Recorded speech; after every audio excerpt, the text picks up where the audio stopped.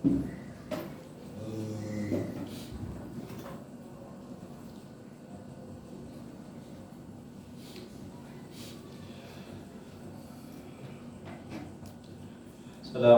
warahmatullahi wabarakatuh.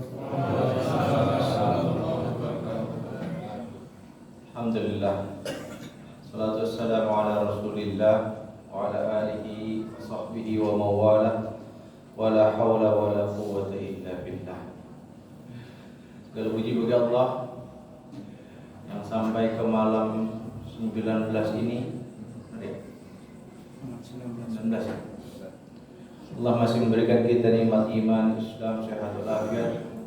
Semoga Allah senantiasa memberikan kita kekuatan iman, Islam, sehat walafiat untuk kita melaksanakan semua perintah Allah dan menyongsong semua yang diperintahkan oleh Rasulullah untuk kita isi di bulan Ramadan. Sehingga mudah-mudahan Ramadan kali ini menjadi Ramadan terbaik dalam hidup kita.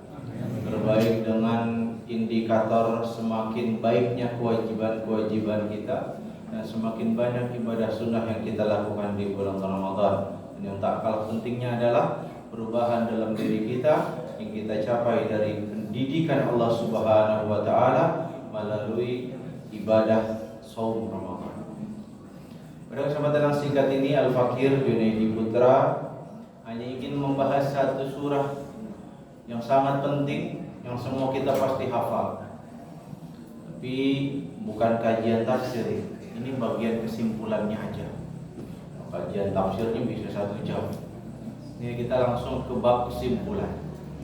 Surah apa yang kita bahas? Surah ini dikatakan oleh Al-Imam Asy-Syafi'i, seandainya Allah Subhanahu wa taala tidak menurunkan satu surah kecuali surah ini, maka niscaya itu mencukupi bagi kita semua. Surat apa? Al-Asr. Al-Asr berapa ayat? 3. Termasuk di antara ayat yang paling sedikit. Bukan paling sedikit, kalau paling sedikit itu Al-Kautsar. Al-Asr itu di antara yang paling sedikit. Surah yang di antara surah yang paling pendek, tapi pelajarannya begitu luar biasa dalamnya. Fakir hanya ingin mengambil 8, nggak usah banyak-banyak. 8 pelajaran penting dari surah Al-Asr. Kita bahas yang pertama. Auzubillahi minasyaitonirrajim. Bismillahirrahmanirrahim. Wal 'asr. Apa artinya wal 'asr? Demi masa. Itu yang kita ketahui. Kalau saya baca kitab tafsir di antaranya Marah Labid, Syekh Nawawi Al-Bantani, Tafsir Al-Munir, atau kita baca Tafsir Al-Munir juga tapi Syekh Wahbah Az-Zuhaili, atau kita baca Tafsir Ibnu Katsir, kita akan menemukan ragam penafsiran para ulama tentang kata wal 'asr. Tapi yang pasti wal 'asr ini sumpah. Dari mana kita tahunya sumpah? Karena akhirannya kasroh. Kalau wal 'asru itu bukan sumpah, itu dan. Jadi kalau ada wa, kata benda, belakangnya dhammah, berarti wa-nya artinya dan. Tapi kalau waw dan wa, belakangnya kasrah, wal 'asr, itu artinya sumpah. Ketika Allah Subhanahu wa taala bersumpah, terserah Allah mau sumpah pakai apa. Kadang Allah sumpah dengan makhluk, banyak dalamnya. Tapi kadang Allah sumpah dengan zatnya sendiri. Kadang sumpah dengan keagungannya, kemuliaannya. Suka-suka Allah sumpah dengan apa. Tapi ketika Allah bersumpah dengan makhluknya, artinya ada rahasia besar dari makhluk yang dijadikan sebagai sumpah oleh Allah Subhanahu wa taala. Maka pelajaran pertama adalah wal 'asr dalam arti waktu, masa. Sebagian ulama mengartikan wal 'asr itu artinya waktu, menunjukkan begitu berharganya waktu. Saking berharganya waktu, Rasulullah Muhammad SAW sampai mewanti-wanti kita. Ada 2 nikmat yang manusia sering lalai dengannya. Apa itu? Nikmat sehat dan waktu luang. Giliran sehat mah apa aja dimakan, kikir, hantam, apalagi tongkol, jengkol, apa aja masuk, ngerokok, pokoknya mah sehat mah aja. Giliran jantungnya udah dipasang ring, baru dah. Iya, nggak boleh ngerokok ya kata dokter. Gitu. Waktu luang juga begitu. Giliran ada waktu, ntar aja kerjaan, ntar aja. Hatam Al-Quran bulan Ramadan, ntar aja kan masih ada 10 hari terakhir. Giliran 10 hari terakhir, ada kesibukan lain kagak jadi. Ya. Dua nikmat yang sering dilalaikan manusia, nikmat sehat dan nikmat waktu.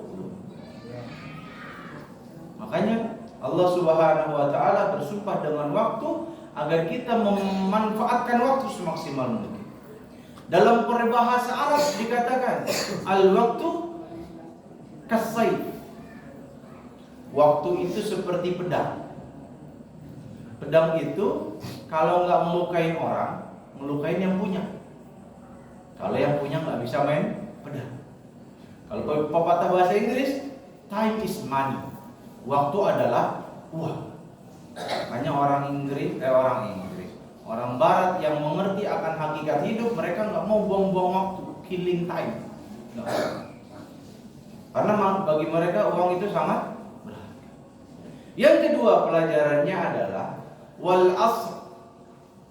Dalam penafsiran kedua ini, sebagian ulama menafsirkan wal asr di sini artinya waktu asar. Waktu asar itu waktunya buat ngapain, Pak? Hah? Enggak bicara tentang sholat, enggak. Waktu asar secara umum bagi manusia itu digunakan untuk apa? Kalau waktu pagi kan siap-siap kerja, siap-siap ke pasar. Kalau waktu asar siap-siap ngapain? Pulang. Artinya dalam ayat ini Allah Subhanahu wa taala mau ngingetin kita siap-siap pulang. Kalau mengikuti Nabi 63 tahun Nabi menghadap Allah. Kalau yang umurnya udah 63 lebih, siap-siap, udah banyak bonusnya itu. Ya. Udah 60 tahun, 3 tahun lagi kira-kira. Kalau ngikutin Nabi. Tapi maut mah ngasal, Pak. Kagak pakai umur. Ada yang kakeknya sugar banget udah 90 tahun, cucunya mati masih kecil, enggak ada yang tahu.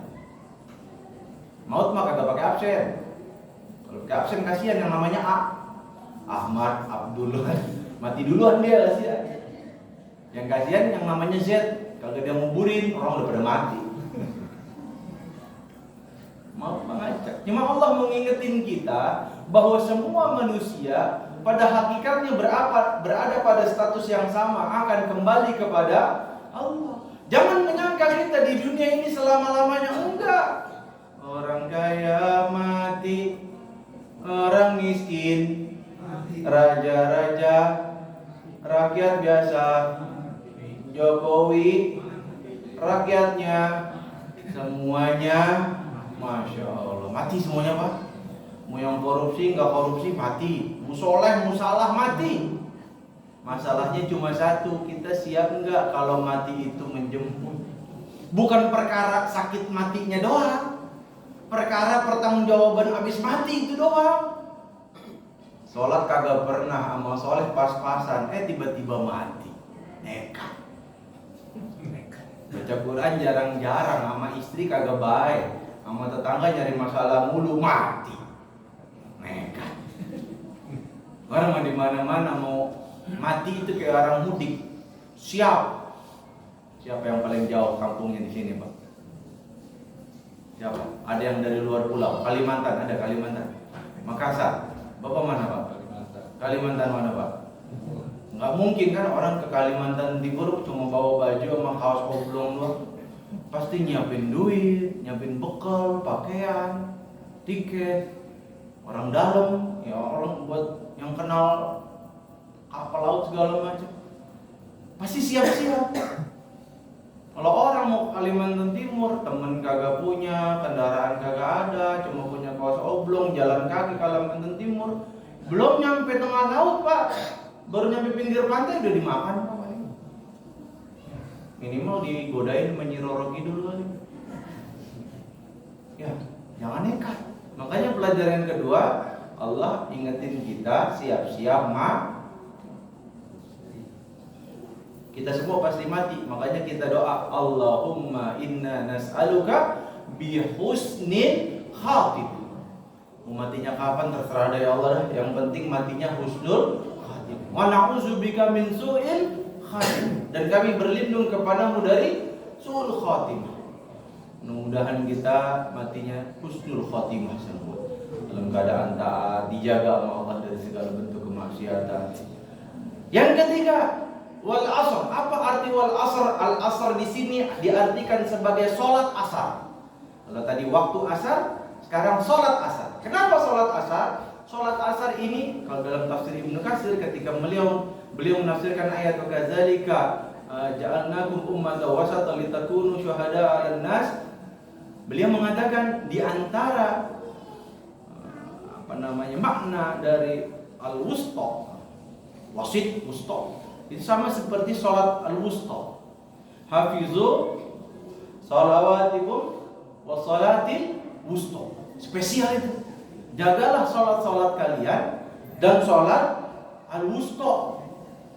Padahal kalau disebut sholat-sholat otomatis yang 5 kan masuk. Tapi kenapa disebut al-wusta sendirian? Menunjukkan mulianya sholat asar. Bahkan dalam sebuah hadis dikatakan barang siapa yang meninggalkan sholat asar habitat amaluhum, maka terhapuslah amalan mereka. Atau kama qala Rasulullah sallallahu alaihi wasallam. Begitu pentingnya sholat asar. Saking pentingnya sholat asar, kalau kita baca kitab fikih, sholat asar itu punya 3 waktu.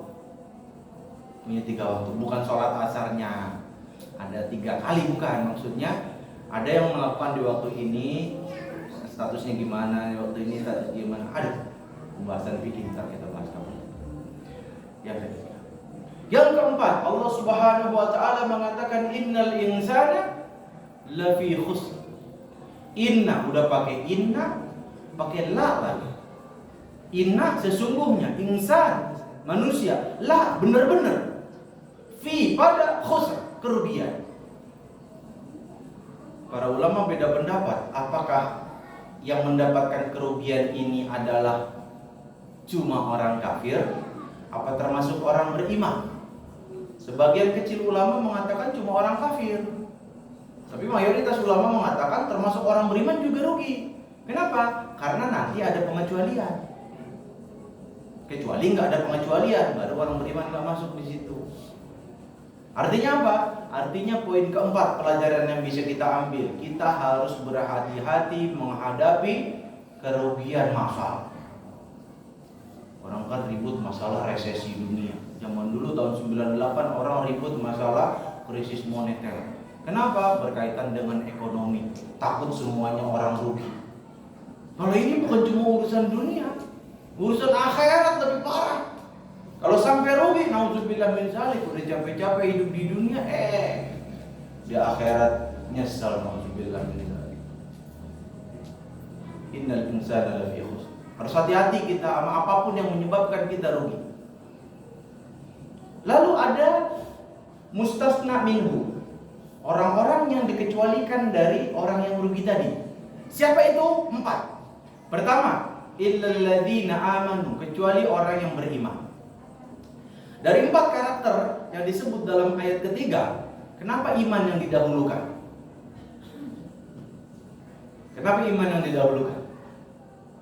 Karena imanlah yang menentukan orang itu ada di surga atau di neraka. Adapun amal soleh menentukan tingkatan surganya. Kalau menentukan kita di surga atau neraka, lihat imannya. Tapi level berapa di surganya atau level berapa di nerakanya, itu tergantung amal. Abu Thalib sama Abu Jahal sama-sama masuk neraka, cuma level nerakanya beda. Kita mudah-mudahan masuk neraka, masuk surga, astagfirullahaladzim. Kita mudah-mudahan masuk surga. Ulama-ulama kita mudah-mudahan masuk surga. Sahabat Nabi dijamin masuk surga. Rasulullah juga pasti masuk surga. Tapi tingkatan surga kita, para ulama, sahabat Nabi beda. Walaupun kita tetap berdoa, ya Allah kumpulkan kami bersama Nabi. Jadi iman yang paling utama. Bahkan ada satu sahabat Nabi, ajaib. Sholat nggak pernah, zakat nggak pernah. Saya udah pernah cerita belum? Pergi haji belum pernah, puasa nggak pernah, masuk surga. Ada sahabat Nabi mau masuk Islam saat Nabi lagi siap-siap mau jihad. Kata sahabat ini, ya Rasul, saya mau ikut jihad. Rasul lihat mukanya, ini gua nggak pernah lihat muka kayak begini. Kamu udah masuk Islam? Belum ya Rasul, ntar aja habis jihad. Apa jaminannya kamu bakalan masih hidup ntar selesai pulang jihad? Masuk Islam sekarang baru ikut jihad. Baik ya Rasul, asyhadu an la ilaha illallah wa asyhadu anna Muhammadar Rasulullah. Syahadat. Lalu berjihad bersama Rasulullah. Qadarullah, takdir Allah, kagak balik lagi. Syahid fisabilillah. Berkatalah Abu Hurairah, inilah satu-satunya manusia yang jidatnya belum pernah sujud menyembah Allah, tapi dia dijamin masuk surga oleh Rasulullah Muhammad SAW. Iman. Apalagi di zaman sekarang iman jadi ujian banget. Banyak pemikiran nyeleneh-nyeleneh di zaman sekarang yang memboyahin iman. Ya, seolah-olah benar, padahalnya sakti. Yang keenam, amal soleh wa amilus salihat. Salihat jama'. Jadi kita nggak boleh merasa cukup dengan amal soleh yang atuh. Oh, saya mah pokoknya rajin tahajud, udah saya mah nggak perlu amal soleh yang lain, pokoknya sholat. Nggak boleh pernah merasa cukup dengan amal soleh. Apalagi urusan tilawah. Utsman bin Affan pernah pesan ke kita, orang yang bersih hatinya tidak akan pernah cukup dari membaca Al-Quran. Nggak pernah ngerasa, udahlah udah 1 juz ini hari ini ngapain ditambahin. Yang penting kan sesuai target. Nah, baca Quran hitung-hitungan. Orang yang bersih hatinya nggak bakalan hitung-hitungan sama Allah. Ya, paham soalnya. Yang keberapa? 7. Wa tawasau bil haqq. Dasar mereka tawasau. Tawasau itu artinya saling menasehati dalam kebenaran. Berarti kadang kita nasehatin orang, kadang kita dinasehatin orang. Jangan kencang waktu nasehatin orang, dinasehatin orang kagak mau. Pokoknya gue yang bener loh. Ayo anak gue kencur kemarin nasehatin gue. Jangan. Mental begitu mental iblis.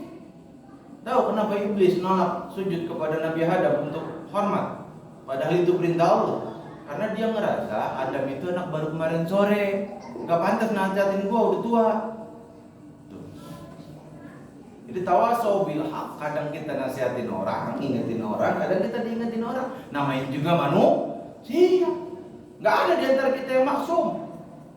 Al-insan mahalul khata, al-insan mahalul khata wal nisyan. Manusia itu tempatnya salah dan lupa. Kadang kita salah, enggak diniatin salah, tapi salah. Udah hafal banget itu bacaan, salah. Saya pernah ngisi khotbah di daerah Klender. Saya hafal banget surat Al-Qari'ah dari SD hafal. Tapi lempengan pas lagi khotbah lupa. Ya, namanya juga manusia. Saya udah fa amma man saqulat mawazinu fa huwa fi 'ishatir radiyah. Mentok. Bohong saya. Insyatir radiyah. Apa ya? Sampai disautin sama jamaah. Wa amman. Bingung wa amman apaan? Bisa sampai lupa namanya juga manusia. Gak boleh kita merasa paling pintar. Orang yang pintar itu orang yang merasa dirinya belum pintar sehingga dia semangat belajar. Orang yang bodoh itu orang yang merasa dirinya udah pintar lalu dia berhenti belajar. Kalau kita ngomongin masalah belajar, Pak, kita habisin setiap hari 24 jam, 7 hari sepekan, 4 pekan sebulan buat belajar doang, kagak bakalan habis tuh kitab para ulama buat kita baca, Pak. Saya jamin. Kitab tafsir para ulama aja jumlahnya ribuan. Boro-boro baca tafsirnya, baca judulnya aja belum tentu kita pernah. Kalau buat urusan belajar, gak bakalan habis ilmu para ulama buat kita belajarin satu-satu. Ya, wa tawasau bil haq. Yang ke-8, Wa tawassaw bis sabr, dan saling menasehati dalam kesabaran. Ketika kita dalam jamaah dakwah, ya, dalam kepengurusan DKM buat makmurin masjid, dalam kemasyarakatan buat amar ma'ruf nahi mungkar, kadang-kadang kita diuji. Kadang ujiannya itu berupa harta. Dulu nih waktu gue belum jadi ketua, belum pernah nih gue nemu duit lempengan segini banyak. Sekarang udah jadi ketua, sekretaris, bendahara, punya nih kemampuan ini untuk kira-kira disikut-sikut, dilipat-lipat. Ujian itu. Makanya dinasihatin untuk sabar. Sabar. Jadi ketua harus sabar. Ujian dalam bentuk harta. Kadang ujian dalam bentuk lain, dicaci maki sama orang. Mana sudah jadi ketua kagak benar, begini begitu. Sabar. Ketua RT, ketua DKM, ketua RW, apa? Pokoknya kalau jadi pimpinan harus siap dikritik. Sabar. Ya. Semoga 8 hal ini. Pertama, memuliakan memanfaatkan waktu. Yang kedua, ingat mati. Yang ketiga, memuliakan sholat asar. 4, hati-hati sama yang namanya kerugian. 5, tingkatkan iman kita. 6, perbanyak amal soleh. 7, saling menasihati dalam kebenaran. 8, saling menasihati untuk tetap pada kesabaran. Wallahu a'lam bishawab. Semoga kita semuanya mendapatkan kemuliaan dan keberkahan dari ayat Allah yang kita bahas. Aku qouli hadza wa astaghfirullah li wa lakum. Assalamualaikum warahmatullahi wabarakatuh. Waalaikumsalam.